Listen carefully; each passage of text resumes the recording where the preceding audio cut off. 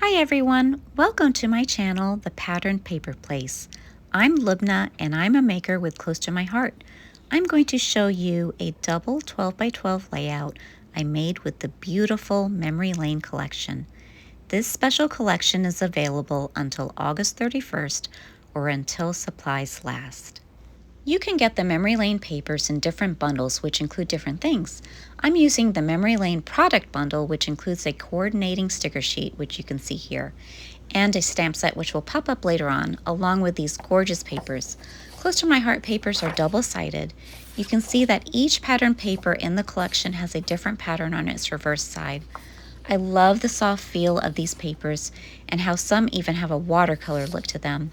As I mentioned, there are different Memory Lane bundles. You can get just the papers, you can get the scrapbooking workshop with or without the stamp set, you can get a card making workshop with or without the stamp set, so there's really a nice variety to choose from. The cardstock is also double-sided and there is a lighter and darker version on each side of a sheet of solid cardstock. The cardstock colors that you get with this collection are melon, nectarine, honey butter, sapphire, sage, and white daisy. I'm going to build my layout on 2 sheets of white daisy, which I have gone ahead and adhered to my Versamats underneath all of these papers. Another coordinating color for this collection is ballerina, which I will use for a stamped element later on in this video. I'm using the Memory Lane Scrapbooking Workshop Guide, which you can find listed online with the Memory Lane Scrapbooking bundles. And I'm going to work with the directions for Layout 1, the first 2-page layout listed. I went ahead and filmed most of my cutting for this layout and sped it up just so you could see what was involved. There will be 2 pieces of cut paper from the original directions that I eventually decide not to use, and I end up using some different stickers and embellishments. This layout uses the floral paper, the tiny dragonfly icon paper, plus its reverse side, which has a thatched pattern, some strips of the solid honey butter cardstock, and a small piece of sage, which is one of the pieces I end up not using.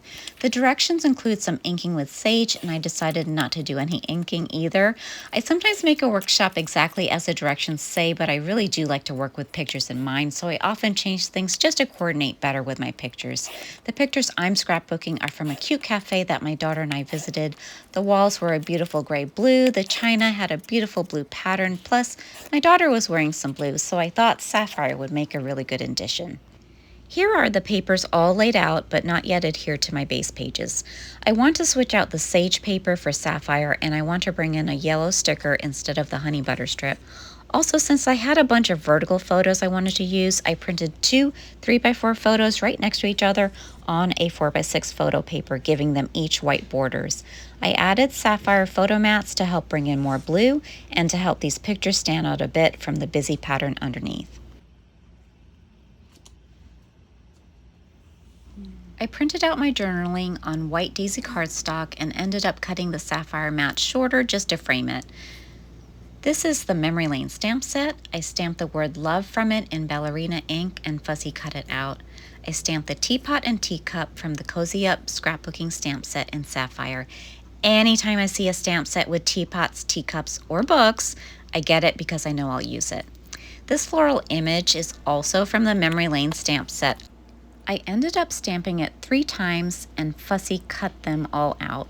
I am just using colored pencils that I had on hand at home, but close to my heart will have some beautiful and economical colored pencils available in the new catalogs, which go live on September 1st. So I thought I'd do a little colored pencil practice before they come out.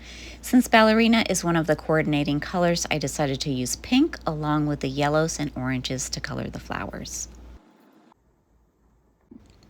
You can see my title in the upper left corner, Le 23, which is the name of the cafe where we took these pictures.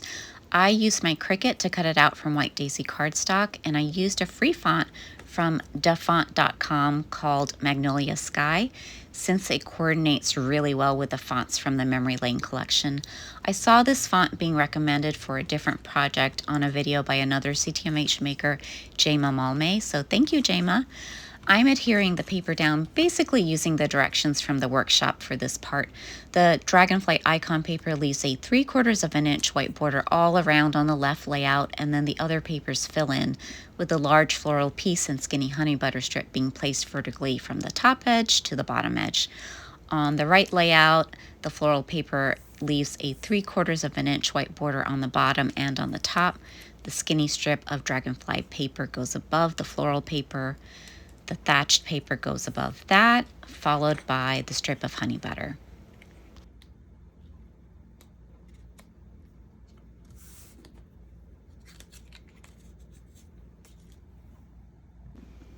I've used my anti-static pouch on the backs of all of the stickers to get rid of the stickiness so that I could play around with placement before committing them to a definite location. I'm using 3D foam adhesive to pop up the teapot, and now I'm just trying to figure out where I want that stamped love image to go. I'm not sure if I want it in between the journaling block and the yellow sticker. The yellow sticker says spending time with you, so I wanted to add the love near it so it says love spending time with you. I decided to use 3D foam tape to pop up the love, and I'm still deciding, do I want to cover up that pretty pink flower or not? And in the end, I do cover it up just so that the whole phrase can be a little more cohesive, and it says love spending time with you.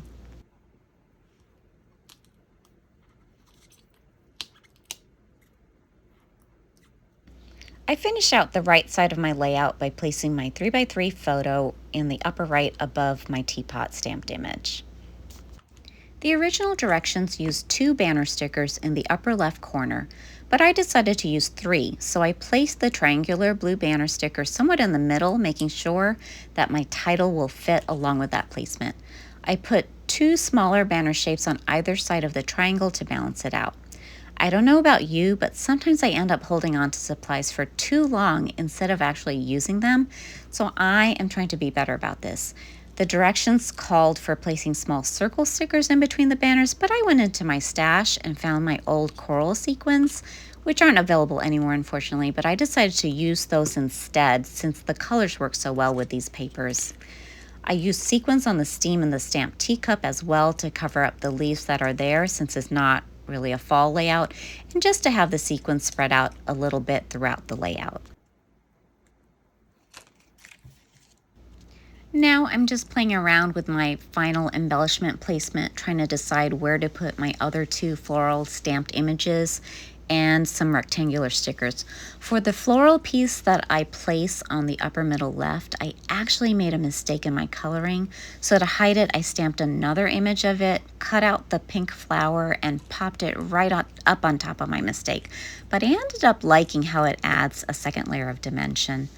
I decided to place my rectangular stickers with phrases right on the bottom of my photo there, since it wouldn't be covering up anything important, and I added my last stamped floral image there as well. Adding this embellishment cluster to this area allows for a nice visual triangle across the whole double layout. And then in the final image, you'll see that I also add some sequins to this little embellishment area. Here's the original layout from the guide, and here's my layout with just a few changes. This was my very first video, and I hope to continue making them. I would really appreciate it if you could like and subscribe to encourage me. Thank you so much for watching. See you next time.